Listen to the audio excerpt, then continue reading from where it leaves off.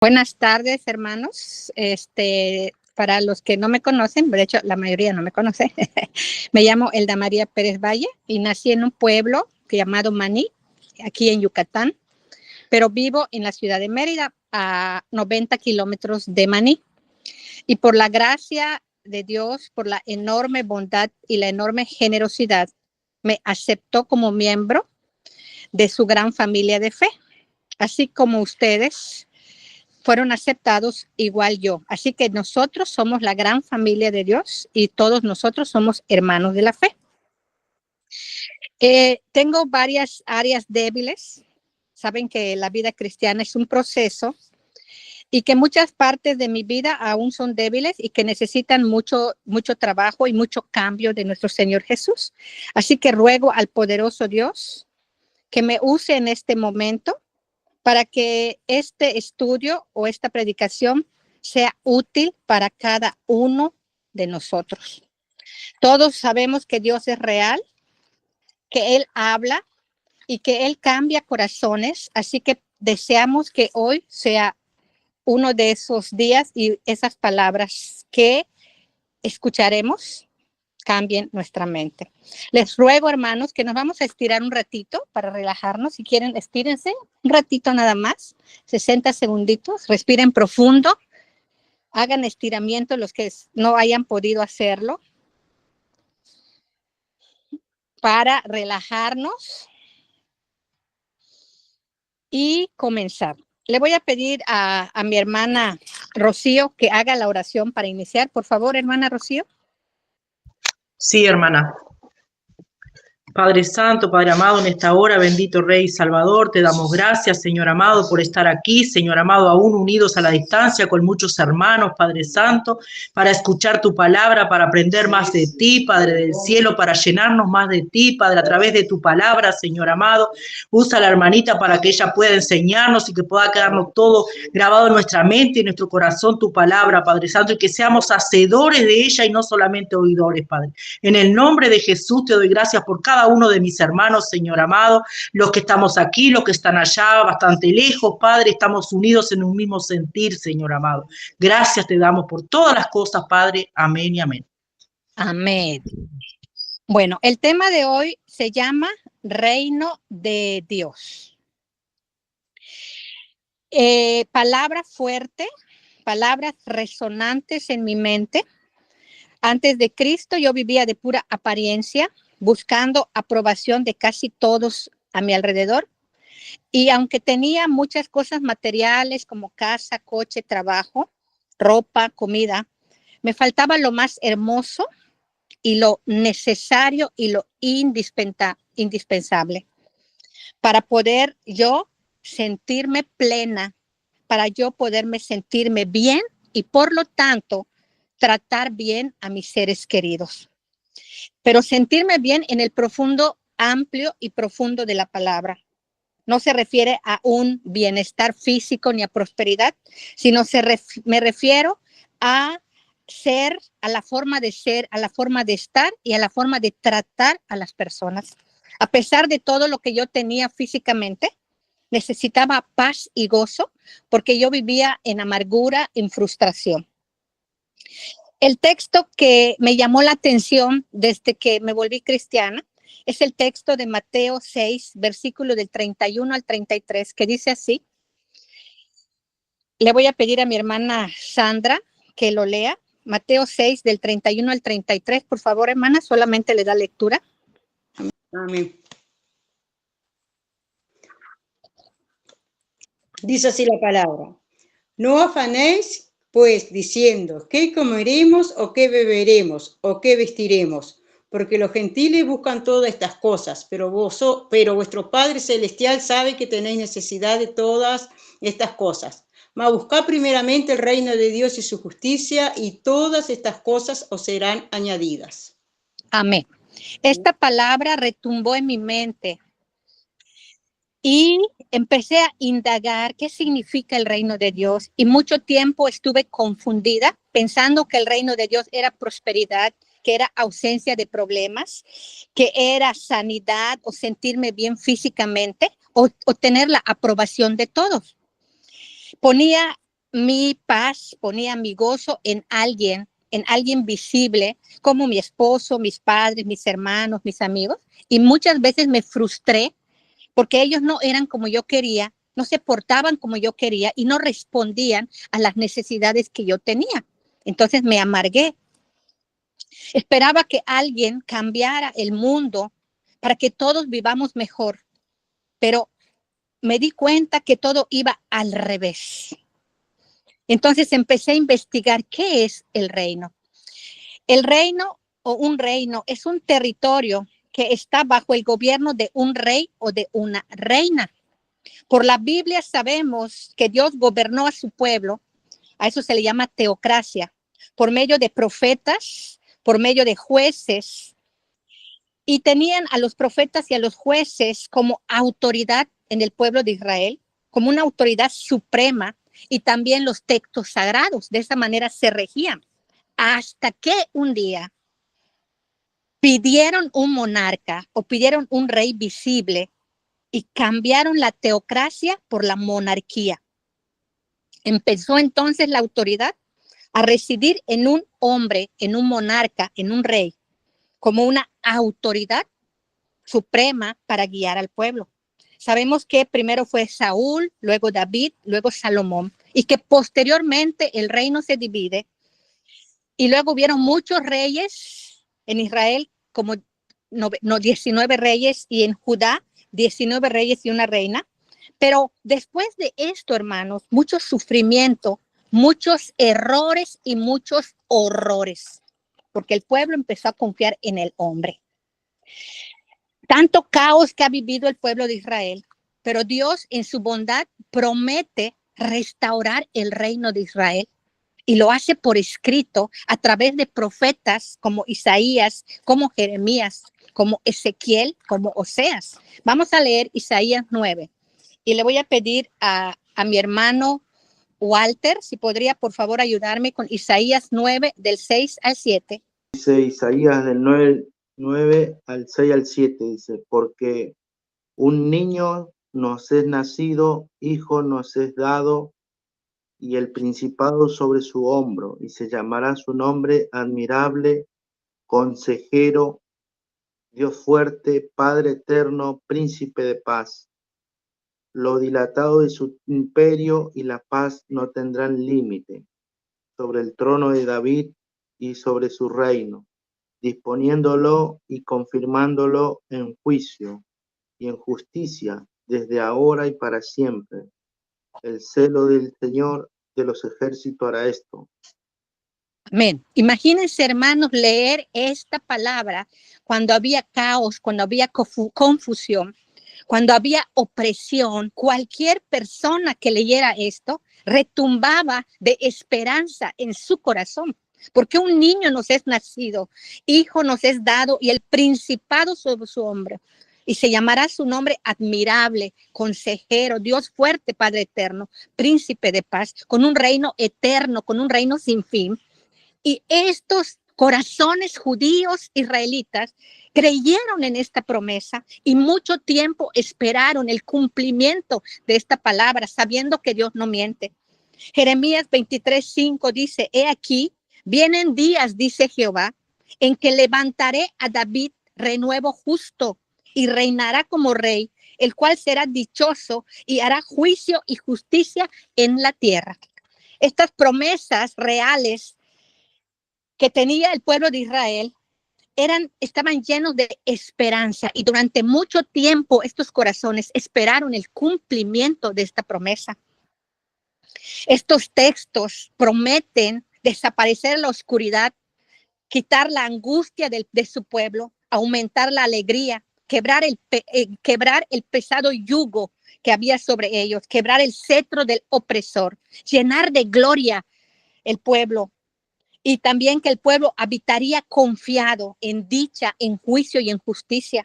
¿Cómo lo iba a hacer Dios? A través de un gobernante bueno, de un rey justo, recto, consejero, que restauraría la grandeza de Israel, que protegía a su pueblo para que vivan confiado y que pastorearía a su pueblo. Su pueblo había sido dispersado en varias ocasiones, estaba siendo oprimido estaba siendo esclavizado y Dios promete restauración del reino.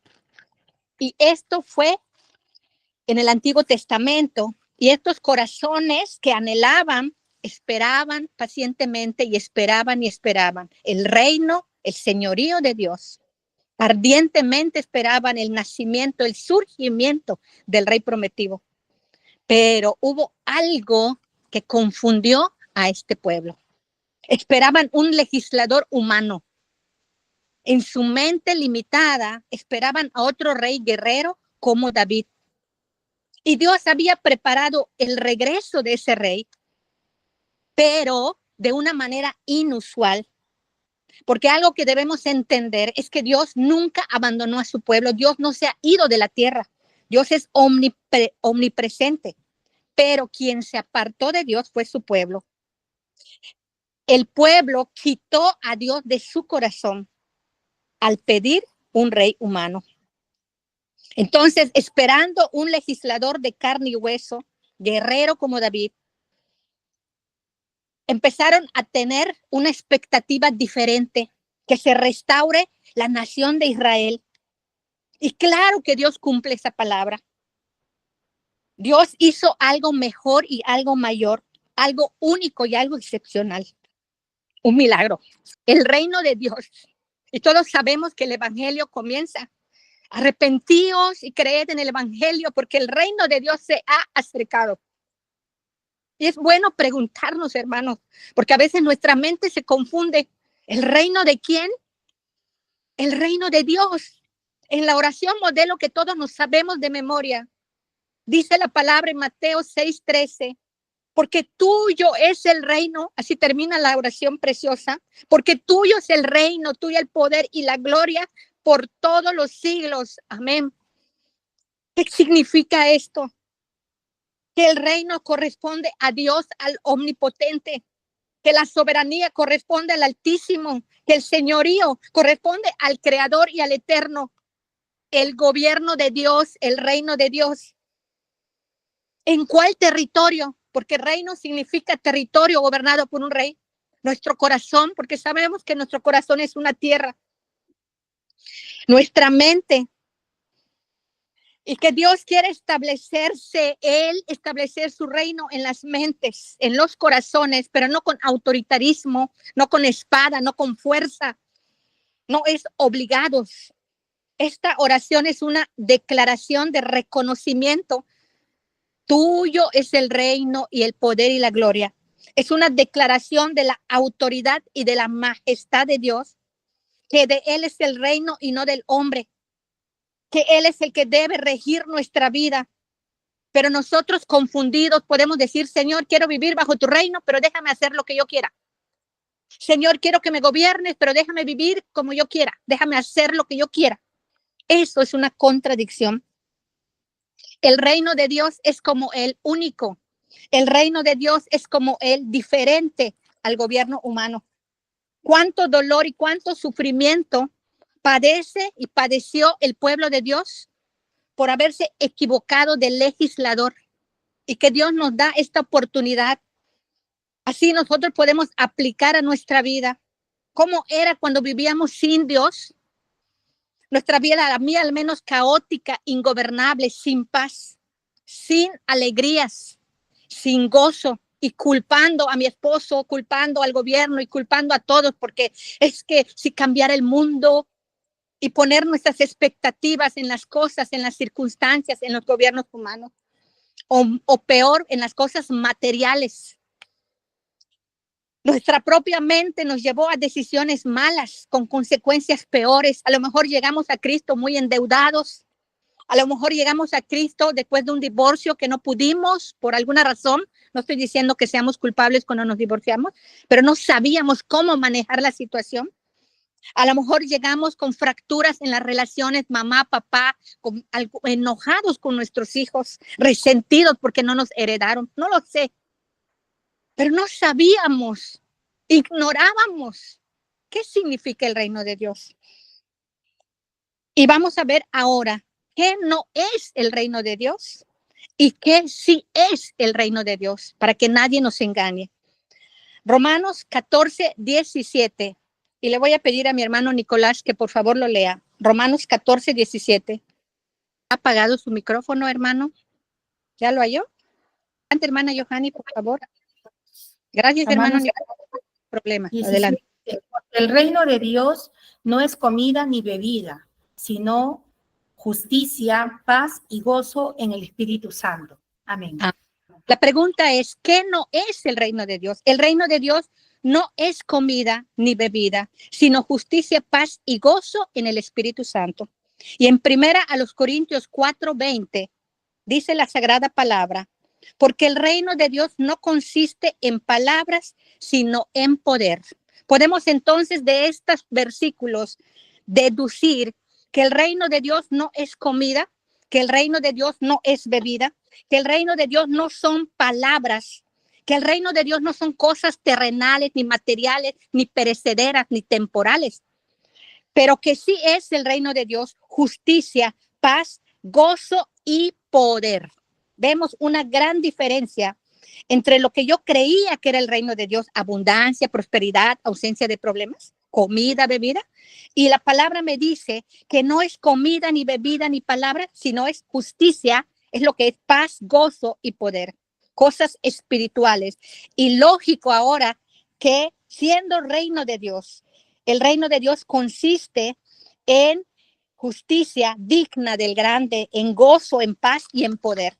Entonces, con esta definición, con este concepto, podemos entender mejor el reino de Dios y que podemos descartar las falsas doctrinas que no tiene nada que ver el reino con la abundancia o con la escasez, no tiene que ver con lo que comes o lo que no comes, no tiene que ver con el ayuno, es mucho más que eso. Es el reino del Altísimo, es el gobierno del Omnipotente, es el señorío del Creador y al alcance de nosotros. Y que muchos religiosos, ignorando la verdad sobre la definición del reino, creen que el reino es una lista de alimentos prohibidos, una lista de alimentos permitidos, o que son días de fiesta, días de reposo, o que son ritos, y nada de eso es el reino de Dios. Nadie llegará al reino de Dios por comer verduras, y nadie llegará al infierno por comer cerdo. No es pecado comer ciertos alimentos y no nos hacemos más espirituales cuando nos abstenemos, cuando ayunamos. El reino de Dios sí es justicia, y la justicia tiene que ver con rectitud, y la justicia tiene que ver con generosidad, y la justicia tiene que ver con compartir lo que tengo, con ayudar al necesitado. Aunque no es pecado tener alimento, sí es pecado negarle al hambriento el alimento. Aunque no es pecado la prosperidad y no es el reino la prosperidad, sí es un pecado no ayudar al necesitado. El reino de Dios no son solo palabras, porque el reino de Dios no consiste en palabras, sino en poder. No son solo buenos discursos, no es solo buena oratoria, no son solo buenos mensajes. ¿Saben por qué? Porque tiene que ir acompañado de poder, de actos, de hechos. El reino de Dios quiere cambiar nuestra mente para que cambien nuestras acciones. Entonces no son vanidades, no son palabras vanas, aunque sí es necesaria la palabra, es necesaria la predicación. El reino de Dios va mucho más allá de lo que podamos hablar o decir, y tiene mucho que ver con nuestro carácter y con nuestro comportamiento y con nuestra forma de relacionarnos con los demás.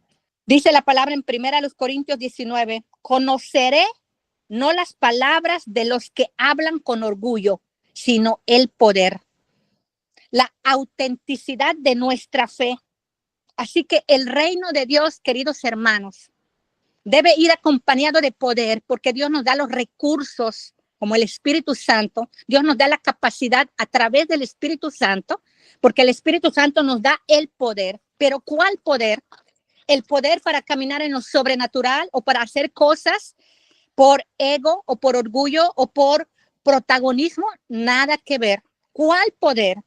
En Hechos 1:8 le preguntaron a Jesús si restauraría el reino de Israel en ese momento. Y él dice, eso no se los puedo decir, no les puedo contestar ahorita, pero sí les digo, les dicen Hechos 1:8, pero recibiréis poder cuando haya venido sobre vosotros el Espíritu Santo. Y me seréis testigos, y aquí viene el poder, ser testigos en Jerusalén, en toda Judea, en Samaria y hasta lo último de la tierra. Me seréis testigos.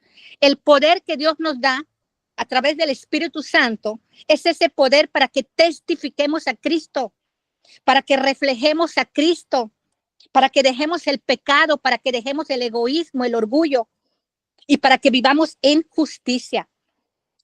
El poder que Dios da para renunciar a lo que nos aleja de Él, el poder que nos lleva a actuar, nos lleva a amar y nos lleva a tener un cambio de reacción y de conducta.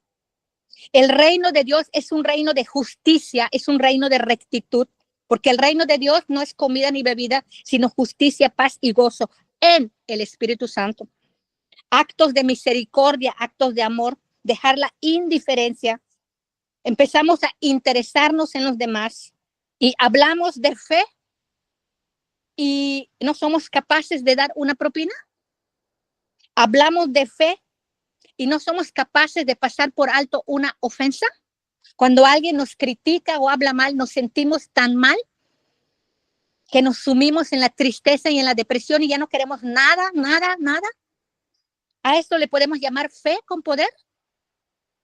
¿O significa pasar por alto la ofensa, tratar con mayor cortesía y respeto a los demás, aunque ellos no nos traten igual a nosotros? Se trata de valorar y apreciar lo que otros hacen por nosotros que antes no veíamos. Cuando vemos que el reino de Dios es justicia, paz y gozo, entendemos que justicia es un camino. Justicia es una forma de vivir. Justicia es rectitud. Es un camino que nosotros tenemos que andar, en el que tenemos que recorrer. No solamente es conocimiento, no solamente son ideas, no se queda en intenciones. No se trata de pegar textos en nuestro muro de Facebook, no se trata de eso, hermanos. Necesitamos mostrar el poder, la acción del Espíritu Santo a través de nosotros.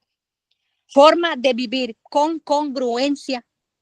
Porque de repente nos quejamos de que nos robaron el celular, de que hay mucho robo, mucho hurto, mucho fraude y no queremos y nos resistimos. El mundo está cada vez peor. Y a veces sin darnos cuenta sustraemos de nuestro trabajo un rollito de papel, unos bolígrafos, unas hojas, me van a servir, pero estamos en contra del hurto. Tenemos que aplicar la justicia, ser congruentes, porque es una responsabilidad de cada uno. Vivir con justicia, practicando la justicia, tratar a los demás como nosotros queremos ser tratados. Y entonces debemos ser congruentes con lo que queremos. Si estamos cansados de los robos, de las injusticias, tenemos que hacernos responsables de nosotros, empezar a vivir en rectitud y en justicia. Los que vivimos bajo el reino de Dios, debemos practicar la justicia, la rectitud, la generosidad, la compasión. Y entonces, cuando eso hacemos, viene la recompensa. Y la recompensa es el paz es la paz y el gozo. Porque la justicia, el reino de Dios es justicia. Yo tengo que andar en justicia, pero la recompensa, la paz y el gozo es puesta por Dios, porque la paz y gozo en el Espíritu Santo. Cuando nosotros caminamos en rectitud, Dios promete recompensarnos con paz y gozo en el Espíritu Santo. Algo grande, hermanos. Se nos pide que vivamos en justicia, que es algo grande, y se nos da una recompensa mucho más grande, la paz y el gozo. Y que esta paz y gozo no es necesario que dependan de las cosas materiales, que sí podemos tener paz aunque estemos enfermos, aunque no tengamos dinero, aunque no tengamos trabajo, porque andando en justicia, Dios recompensará con su paz y su gozo en nuestro espíritu, en nuestro corazón. Aunque tengamos problemas, podemos estar en paz y podemos vivir agradeciendo a Dios sin codicias, sin envidias, sin rencores, en plenitud.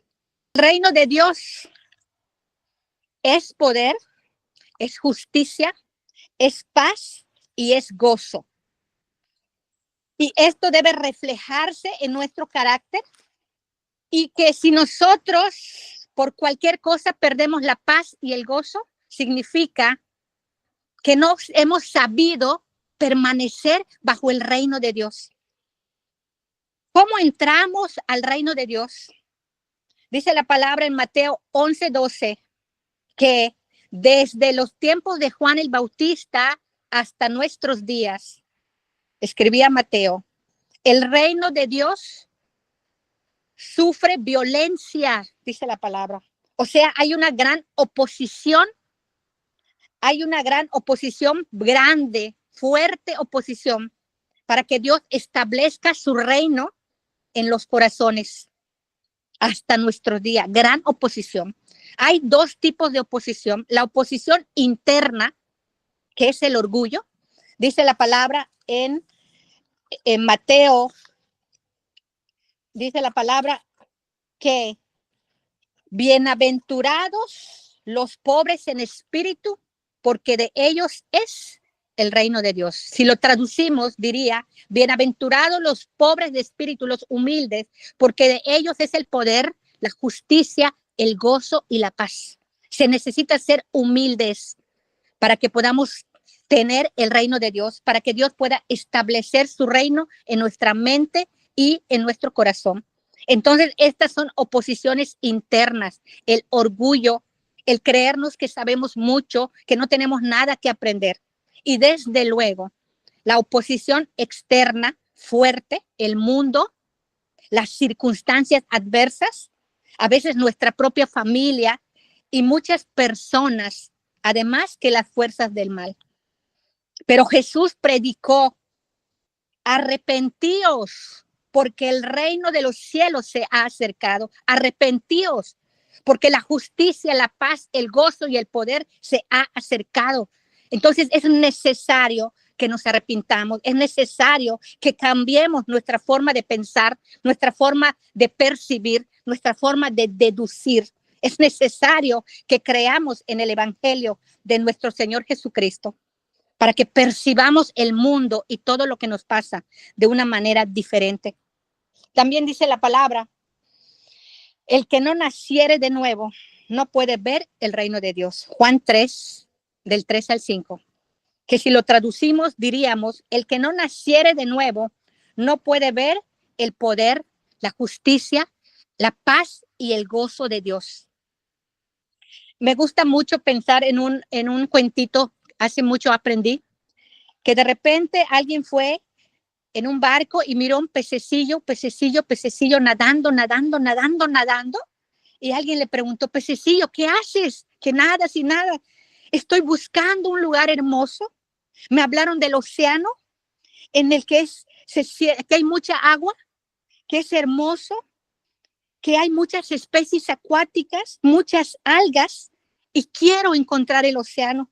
Y el pececillo nadando, ignoraba que él era parte de ese océano, que él estaba sumergido en ese océano.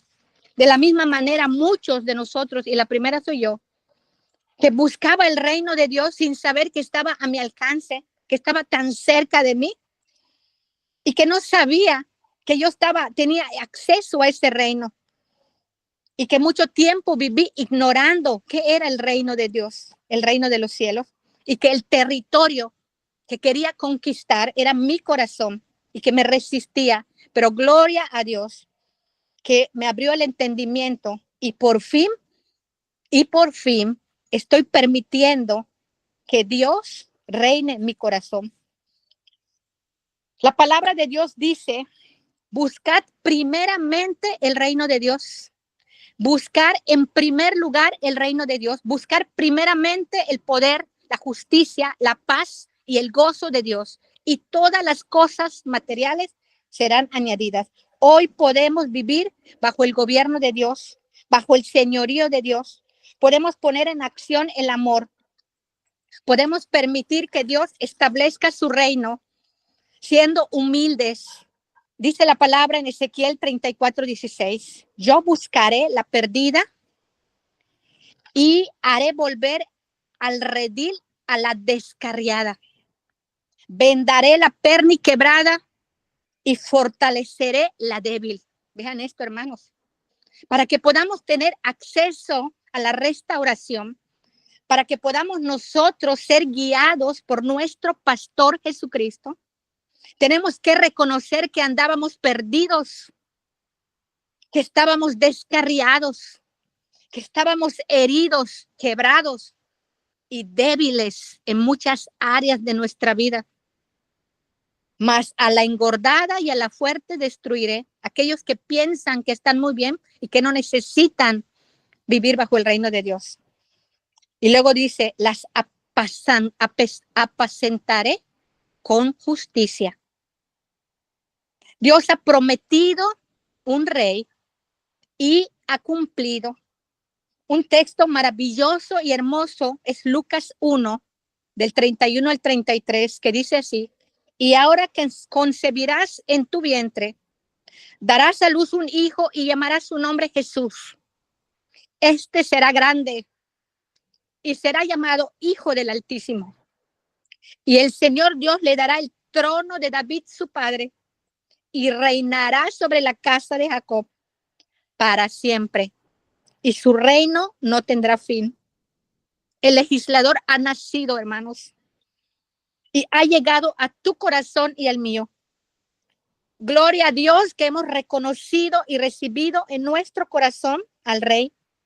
Ahora debemos permitirle que cada día nos gobierne, que no pongamos estorbo, que no nos resistamos y que seamos humildes y que busquemos primeramente el gobierno de Dios y que no sigamos extraviados, no sigamos y que andemos en la justicia, porque el reino de Dios es algo real. Jesús en su oración modelo: Padre nuestro que estás en los cielos, santificado sea tu nombre, venga a nosotros tu reino, venga a nosotros tu poder, venga a nosotros tu justicia, venga a nosotros tu paz y tu gozo. Una oración hermosa, pero nosotros esperamos que los otros vivan bajo el gobierno de Dios. ¿Esperamos que los demás ejerzan la justicia? ¿O estamos decididos a que hoy empiece por mí? Porque cada persona que decida permitir que Dios establezca su reino en su corazón tendrá como recompensa la paz y el gozo. Y se mirará su vida de rectitud y de justicia. ¿Acaso no estamos cansados de sufrir porque nos hemos gobernado nosotros mismos? ¿Acaso todavía queremos seguir sufriendo a pesar de la fuerte oposición para que se establezca el reino de Dios en nuestro corazón? Ya tenemos al Espíritu Santo morando, hermanos. Y aunque las circunstancias se opongan, podemos clamar a Dios y decirle: Señor, venga a mí tu reino. Venga a mí, Señor, tu poder, tu justicia, tu paz y tu gozo. Y que Dios, el Rey, perdón, hermanos, no con espada, no con fuerza, no con derramamiento de sangre, sino con amor. ¿Merece Cristo que reine tu corazón? ¿Merece Cristo que gobierne tu vida, tu mente? ¿Acaso no fuimos comprados a precio de sangre? ¿Vale la pena vivir bajo el reino de Dios? Bienaventurados, dice la palabra, bienaventurados los pobres de espíritu, los humildes, porque de ellos es el reino de Dios. De ellos es la justicia, el gozo, la paz. Qué hermoso, hermanos, qué hermoso. No para los soberbios. Bienaventurados los que padecen persecución por causa de la justicia, porque de ellos es el reino de Dios. Bienaventurados los que padecen persecución por causa de la justicia, porque de ellos es el poder, la justicia, la paz y el gozo. ¿Qué más razón tenemos para gozarnos, hermanos? Perdón, soy muy techona, pero me lleno de gozo, hermanos, por esta palabra tan hermosa y tan preciosa. El reino en el que vivimos no es de este mundo. No consiste en un poder político humano ni un poder político militar. Es un reino espiritual. Segunda de Pedro 3:13, terminamos con este versículo. Pero nosotros, ¿quiénes? Los humildes, los que vivimos bajo el reino de Dios, esperamos, según su promesa, cielos nuevos y tierra nueva, en los cuales mora la justicia. Tengamos paciencia, hermanos, mientras que viene esta promesa, mientras que esperamos esta promesa hermosa. ¿Vale la pena vivir en justicia? Sí. Aunque a nosotros nos traten requete mal, esta promesa de Cristo, bienaventurados los que son perseguidos por causa de la justicia, los que padecen persecución, hambre, lo que sea, porque de ellos es el reino de Dios. Tristemente, muchos judíos siguen esperando al Mesías, al Rey prometido en el Antiguo Testamento. Qué grande es Dios con nosotros, que nosotros ya lo identificamos, ya lo conocemos. El Rey de Reyes y Señor de Señores, que está ocupando tu corazón y el mío. Hasta aquí la palabra, hermanos. Muchísimas gracias por este momento tan hermoso. Y le voy a pedir a hermano Walter que termine con una oración.